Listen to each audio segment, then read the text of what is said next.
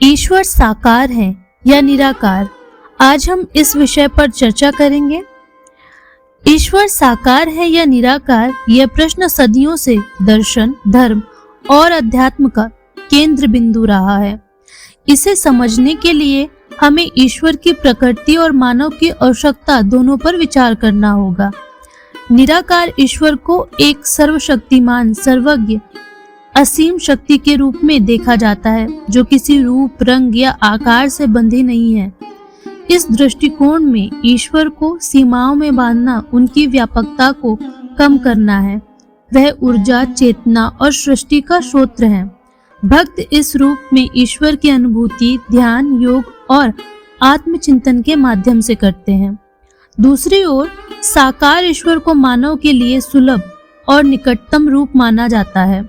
साकार रूप में ईश्वर को मूर्तियों, चित्रों और प्रतीकों के माध्यम से पूजा जाता है।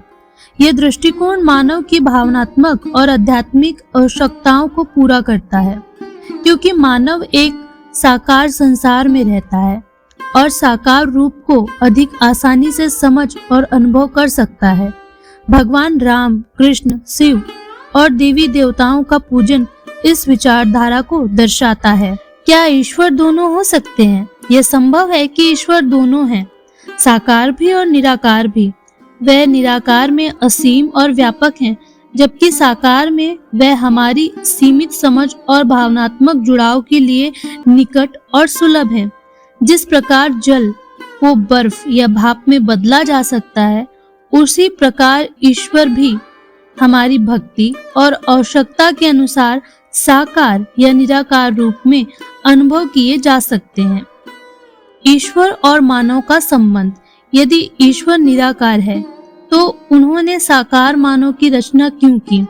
इसका उत्तर यह हो सकता है कि उन्होंने हमें उनकी अनुभूति करने, उनके सृजन को समझने और उनके साथ संबंध स्थापित करने का अवसर दिया। ईश्वर ने हमें विचार करने, अनुभव करने और इच्छा शक्ति का उपयोग करने की शक्ति दी है। यह उनकी ओर से हमारे साथ संवाद का एक माध्यम है। भक्त की भक्ति और ईश्वर का उत्तर।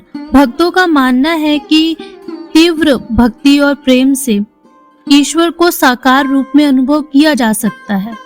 संत तुलसीदास, मीरा और रामकृष्ण परमहंस जैसे महान भक्तों ने अपने जीवन में ईश्वर के साकार रूप को अनुभव किया। इससे यह विश्वास प्रबल होता है कि ईश्वर हमारे साथ संवाद स्थापित कर सकते हैं, यदि हमारी प्रार्थना सच्ची और भावनाओं से परिपूर्ण हो। इस पूरी चर्चा का निष्कर्ष क्या है? ईश्वर को समझने और अनुभव करने के लिए अनेक मार्ग हैं। वे साकार भी हो सकते हैं और निराकार भी।